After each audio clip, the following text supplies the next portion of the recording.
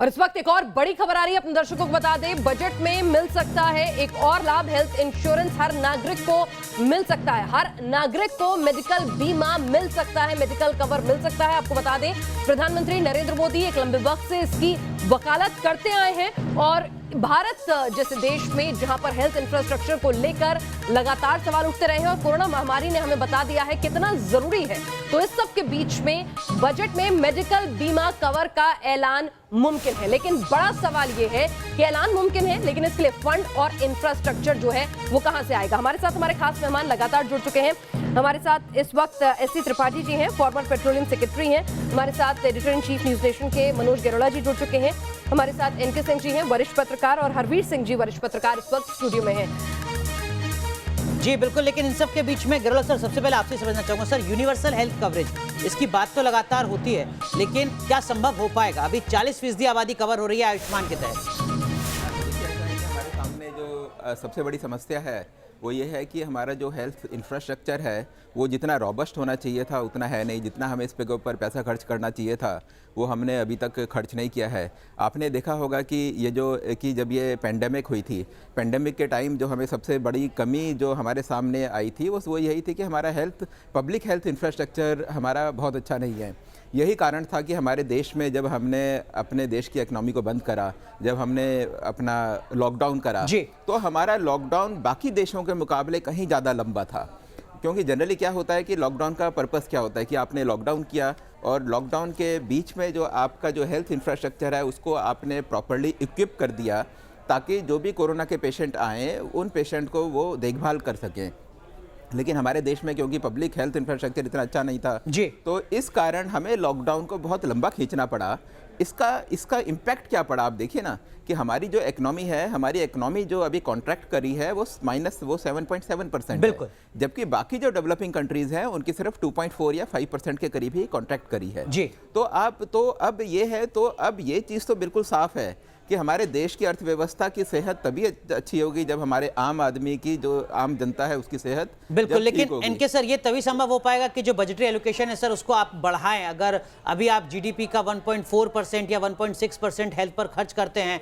चलिए माफ कीजिएगा सर, मैं आपको रोक रहा हूं। इस वक्त सैयद आमिर कुछ तस्वीरें दिखा रहे हैं, वित्त मंत्री निकलने जा रही हैं वित्त मंत्रालय से। जी आमिर, दिखाइए तस्वीरें, हलचल तेज हो चुकी है। देखिए अभी मैं आपको दिखा रहा हूँ न्यूज नेशन पे एक्सक्लूसिव तस्वीरें। आप देखिए कि बस कुछ ही क्षण में वित्त मंत्री निकलने जा रही हैं। अभी ऐसी सुगबुगाहट थी, लेकिन अभी थोड़ा सा ऑफिसर्स रिलैक्स हो गए हैं। किसी भी क्षण वो निकल सकती हैं। और तस्वीर अनुराग इसलिए भी इंपॉर्टेंट होगी कि मैंने आपको जिस तरह से बताया कि 2019 में जब उन्होंने बही खाता शुरू किया था, 2020 और उसके बाद आज, कि उसमें देखिए कोई बदलाव होगा कि नहीं होगा, क्या वो उसमें कुछ चेंजेस आएंगे कि नहीं आएंगे। क्योंकि इस बार का बजट जो है वो पेपरलेस होगा, पूरी तरीके से पेपरलेस होगा। आपके ऐप के ऊपर बजट होगा और साफ तमाम भाषाओं के आधार पे बजट होगा। देखिए वित्त मंत्री आ गई हैं, लेकिन उनके हाथ में बही खाता है। ये देखिए, आप तस्वीरों में देखिए, वही बही खाता है जो उन्होंने 2019 में वो लेकर के आई थी पहली बार, जब ब्रीफकेस से ये बजट पेपर डॉक्यूमेंट जो है बही खाते में तब्दील हो गया था। आप देखिए न्यूज नेशन पे वित्त मंत्री निर्मला सीतारमण है, अनुराग ठाकुर एमओएस फाइनेंस हैं, और इसके अलावा चारों सेक्रेटरीज हैं एडिशनल। और आप देखिए तमाम लोग जो हैं, अब तमाम ऑफिसर्स जो हैं अब यहाँ पे आ चुके हैं। और यहाँ से वित्त मंत्री जो हैं वो मूवमेंट करेंगी, यहाँ से सीधे राष्ट्रपति भवन जाएंगी। राष्ट्रपति भवन पहुँच करके वहाँ से अनुमति लेकर के सीधे वो पार्लियामेंट पहुँचेंगी, कैबिनेट शुरू होगी और 11 बजे जो है बजट पेपर पढ़ना, बजट जो है पढ़ना शुरू कर देंगी। तो कुल मिलाकर के बहुत उम्मीदें हैं, चेहरे पे हंसी है, आप देख सकते हैं। मैं चाहूँगा अपने विजय से थोड़ा सा उनका क्लोजअप करें ताकि उनका पता चले कि इस बार के बजट में वो कुछ खास देने वाली है। मतलब चेहरे पे हंसी आप देख सकते हैं, दोनों वित्त मंत्रियों के चेहरे पे हंसी है। इसका मतलब ये सिग्नल साफ तौर पे कहा जा सकता है कि इस बार के बजट में बहुत कुछ खास होने वाला। सारे ऑफिसर्स हंस रहे हैं, तो इसका मतलब ये है कि अब इस बार का बजट जो है कोरोना इंपैक्टेड जो बजट रहा है, कोरोना इंपैक्टेड जो अर्थव्यवस्था है उसके लिए बहुत सारी घोषणाएं हो सकती है, ऐसी उम्मीद की जा रही है। तो फिलहाल देखिए आप वित्त मंत्री जो है मुस्कुरा रहे हो, क्या गम है जिसको छुपा रहे हो? जब नेगेटिव आपकी ग्रोथ है और उसमें मुस्कुराहट आखिर कहां से आएगी? 24 लाख करोड़ का राहत पैकेज का ऐलान कर चुके हैं। पिछले साल का जो बजट था वही 30 लाख करोड़ का था। तो ऐसे में फंड कहां से आएंगे? कहां से मुस्कुराने का जनता को मौका देगी सरकार? बिल्कुल, ये अपने आप में एक बड़ा सवाल होगा और इस सवाल का जवाब खुद वित्त मंत्री देंगे। अब से कुछ देर के भीतर तकरीबन 1 घंटा 50 मिनट का वक्त बचा है। वित्त मंत्री को इस वक्त आप देख रहे हैं वित्त मंत्रालय के बाहर, साथ में केंद्रीय राज्य वित्त मंत्री अनुराग सिंह ठाकुर। और बजट जो तैयार करते हैं इस देश के, वो नीति निर्माता इस वक्त आप देख रहे हैं, जो एक लंबी मेहनत के बाद, रिसर्च के साथ, मंथन के बाद बजट के दस्तावेज को तैयार करते हैं। इनके सर बहुत आसान तो नहीं है सर बजट का दस्तावेज तैयार करना? नहीं, सबसे कॉम्प्लिकेटेड अगर भारत सरकार के पास कोई चीज़ होती है तो वो बजट का दस्तावेज तैयार करना। और ये जो लाल फाइल देख रहे हैं ना, आप कोई भी इलेक्ट्रॉनिक सिस्टम ले आइए, डिजिटल सिस्टम ले आइए, लाल फाइल तो हाथ में रहेगी। कि उसकी परंपरा ये है पार्लियामेंट की कि वो रीड आउट करते हैं, बजट प्रपोजल्स को पढ़ते हैं। लिहाजा पढ़ने के लिए आपको कहीं ना कहीं कागज़ चाहिए, उस पर टाइप शीट होनी चाहिए, इसलिए लाल फाइल तो रहेगी जी। हाँ, उसका डिस्ट्रीब्यूशन जो होता था पहले, आप याद होगा उस समय कि एक बड़ी बड़ी मोटी फाइलें होती थी, वो अब नहीं हुआ करेगी। जहां तक राहत का सवाल है, देखिए हेल्थ सेक्टर में राहत देने की प्रॉब्लम यह है कि सरकार के पास, ये बात सही है कि उन्होंने 2017 में कमिट किया था, जो नई हेल्थ पॉलिसी बनाई थी कि 2.5% ऑफ द जीडीपी देंगे, लेकिन घटते घटते वो 1.3 रह गई। जी, आप इसको कहां से आप ले जाएंगे? आपके पास रेवेन्यू है नहीं। हर जगह यही कोशिश हो रही, इनकम टैक्स में आप कम करिए वरना मार्केट सेंटीमेंट खराब हो जाएगा, बड़े लोग। लेकिन मुश्किल ये है कि अगर वो कोई सेस नहीं लगाती है तो मुश्किल ये होगा कि सरकार ये खर्च करेगी कहां से? जाहिर सी बात। हर तरफ अपेक्षा है, इनकम टैक्स में कमी कीजिए, कंजम्पशन बढ़ाने के लिए हाथ में पैसा दीजिए लोगों के। अगर ये सारी चीजें वो करेगी तो आखिर पैसा आएगा कहां? लेकिन हाँ, एक उपाय है कि इसमें अगर चाहे तो आप, इस समय rate of interest international market में पैसे का कम है, लिहाजा जबरदस्त बोरोइंग कर सकते हैं। और डेट, अगर आपका डेट सर्विस में पैसा जाता है थोड़ा बहुत, तो बहुत दिक्कत नहीं होगी। मुझे लगता है कि सरकार बोरोइंग कर सकती है। जी, चलिए, तो ये तस्वीरें हम दिखा रहे हैं कि निकल चुके हैं अब वित्त मंत्री, और अब से कुछ ही देर के अंदर आपको बता दें कि बजट जो है वो पेश होने वाला है। 11 बजे का वक्त जो है वो मुकर्रर किया गया है। तो दरअसल में जो पूरी प्रक्रिया है बजट की, वो भी आप इन तस्वीरों के जरिए समझ सकते हैं। वित्त मंत्रालय पहुंचे हैं वित्त मंत्री, यहां से पहुंचेंगे राष्ट्रपति भवन। जो काफिला है वो निकल चुका है राष्ट्रपति भवन के लिए। राष्ट्रपति से मंजूरी मिलने के बाद आएंगे संसद भवन परिसर। संसद भवन में पहुंचकर कैबिनेट की बैठक होगी।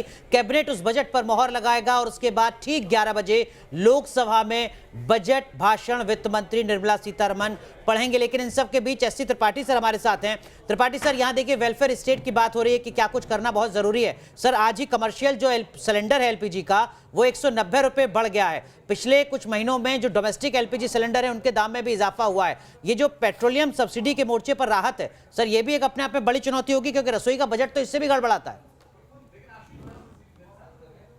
देखिए, इस वक्त सरकार की वित्तीय स्थिति बहुत खराब है और पेट्रोलियम प्रोडक्ट्स पर सरकार ने एक्साइज ड्यूटी काफ़ी लगाई हुई है, और इसलिए उसमें कोई राहत होना मुझे व्यावहारिक नहीं लगता है। पेट्रोलियम प्रोडक्ट से केंद्र सरकार लगभग 4-4.5 लाख करोड़ रुपए साल में इकट्ठा कर रही है और राज्य सरकारें करीब 2 लाख इकट्ठा कर रही हैं। अन्य जो सरकार के संसाधन हैं वो ज़्यादा चल नहीं रहे हैं। हालांकि अब जीएसटी ठीक हो गई है, तो हो सकता है जीएसटी चूंकि अब आ गई है अपने स्तर पर और ऊंचे भी आ गई है, तो कुछ प्रोडक्ट्स में जैसे एलपीजी सिलेंडर में कुछ राहत हो सकती है। लेकिन जो वित्तीय स्थिति खराब है और जो जॉब मार्केट खराब है, उसको देखते हुए सरकार को अपने खर्च बढ़ाने पड़ेंगे और सरकार के संसाधन इस समय सीमित हैं। टैक्स में कोई कॉस्मेटिक चेंज कर दें कि नीचे के लेवल पर थोड़ी रिलीफ दे दें, ऊपर के लेवल पर ज्यादा सेस लगा दें, वो संभव हो सकता है। लेकिन जैसा एक आपके वक्ता ने बताया, मेन स्रोत इस वक्त होगा कि सरकार को बोरो करना पड़ेगा, फिस्कल डेफिसिट को साल भर के लिए किनारे रखना पड़ेगा। यानी कि कुल मिलाकर सरकार टैक्स फ्री बॉन्ड निकाले तो काफी बोरोइंग बढ़ा सकती है। जी, तो बोरोइंग बढ़ानी होगी। और अगर देखें तो अगर पेट्रो पदार्थों में जो उम्मीद लोग करते हैं कि अंतर्राष्ट्रीय बाजार में कीमतें घट रही हैं, आम आदमी जो है बार बार उसको पूछा जाता है, पॉलिटिकली भी लोग जो हैं उसको उठाते हैं मुद्दे को कि क्यों नहीं दाम कम हो रहे हैं। तो मनोज जी, ऐसा लगता नहीं है कि इस बजट के बाद भी उसमें कुछ परिवर्तन आने वाला है? अंतर्राष्ट्रीय बाजार में भले ही घटते रहें, लेकिन आम आदमी को पेट्रोल की कीमतें ऊंचे दामों पर ही चुकानी होगी। हाँ पिनाज, ये आपका कहना बिल्कुल ठीक है। और ख़ास तौर से ये जो बजट है, कोरोना वाला जो बजट है, इस टाइम में तो सरकार के हाथ बिल्कुल ही टाइट हैं। आप देखिएगा कि हम आज हमारे सामने सबसे बड़ी समस्या क्या है।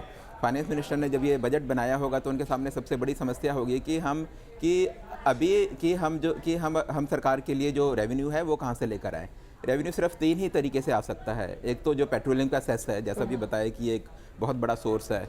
दूसरा डिसइन्वेस्टमेंट जो कंपनीज का है, जो पिछले साल का टारगेट 2,10,000 करोड़ का था, लेकिन उसमें से सिर्फ 15,000 करोड़ ही हम लोग कर पाए। सर लगभग शायद 19,000 तक वो पहुंच पाया है, ऐसा सरकार कह रही है। जी जी, हाँ, मतलब कि पर मैक्सिमम वैसे ही है, तो 10% पर ही सिमटे हुए। हाँ, तो वो जो टारगेट जो था लास्ट ईयर का, वो हम इस साल पूरा कर सकते हैं, क्योंकि उम्मीद है कि देश की हालत ठीक होगी। और तीसरी बड़ी चीज़ है बोरोइंग, क्योंकि अभी तक क्या होता था, अभी तक पिछले साल तक हमारी अर्थव्यवस्था पेंडेमिक से पहले भी अगर देखें तो पिछले 3 क्वार्टर हमारे बहुत गंदे थे, और पेंडेमिक की जो मार पड़ी वो तो बहुत ज़्यादा थी। बिल्कुल।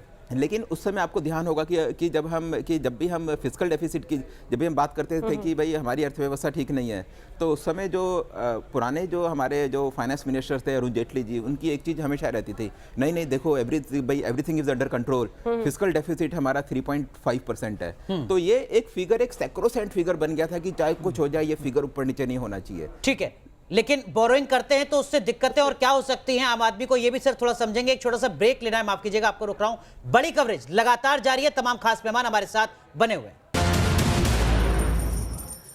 और इस बीच आपको बता दें, शेयर बाजार खुलते के साथ ही उसमें जबरदस्त उछाल देखा गया है। सेंसेक्स में 400 अंकों की बढ़त जो है वो दर्ज की गई है, और निफ्टी में 100 अंकों की बढ़त जो है वो देखी गई है। अभी बाजार खुला है, बजट आना बाकी है। मनोज जी, 46 लाख से ज्यादा डीमैट अकाउंट जो है लॉकडाउन के दौरान खुले, लेकिन यह भी सच है कि एफआईआई जो है वो इमर्जिंग दूसरी इकोनॉमीज जो है वहां पर अपना पैसा हिंदुस्तान से निकालकर अब वहां ले जा रही हैं। मोदी सरकार जब से आई है, शेयर बाजार में उछाल, एक अच्छा सेंटिमेंट हमने देखा है। ये टू अर्ली है या फिर ऐसा ही सेंटिमेंट दिन जैसे जैसे चढ़ेगा बना रहेगा? देखिए, मेरे ख्याल से तो शेयर मार्केट में जो उछाल है और जो इंडियन इकोनॉमी की जो हालत है, दोनों के बीच आज की डेट में कोई बहुत ज़्यादा संबंध नहीं है। और शेयर मार्केट में जो उछाल है वो बेसिकली डिमांड और सप्लाई के ऊपर आज की डेट में डिपेंड करता है। कई सारे लोग हैं हमारे यहाँ जो जिन शेयर्स को लोग चेस कर रहे हैं वो बहुत कम शेयर्स हैं, ब्लू चिप शेयर्स हैं, वही जो कि सेंसेक्स को में जो कंट्रीब्यूट करते हैं। और काफ़ी सारे लोग, जैसे आप ही ने फिगर दिया कि 46 लाख नए डीमैट अकाउंट खुले हैं, तो ये नए इन्वेस्टर्स मार्केट में आ गए हैं। ये इतने सारे इन्वेस्टर्स आ गए, इनके लिए वही लिमिटेड शेयर्स हैं, उन शेयर्स की डिमांड बढ़ती रहती है, उनके प्राइस चढ़ते रहते हैं। मेरे ख्याल से एक बहुत बड़ा फैक्टर ये है। ठीक है, देखना होगा कि जिस तरीके से वित्त मंत्री अपना बजट भाषण पेश करती हैं उसके बाद सेंसेक्स पर क्या कुछ असर पड़ता है। इसी मामले के जानकार हमारे साथ डॉक्टर पीके अग्रवाल साहब भी जुड़ चुके हैं। लंबा अनुभव है आपका इस पूरे क्षेत्र में, बहुत बहुत स्वागत है सर आपका भी। बड़ी कवरेज लगातार जारी रहेगी, एक छोटा सा ब्रेक और ले रहे हैं।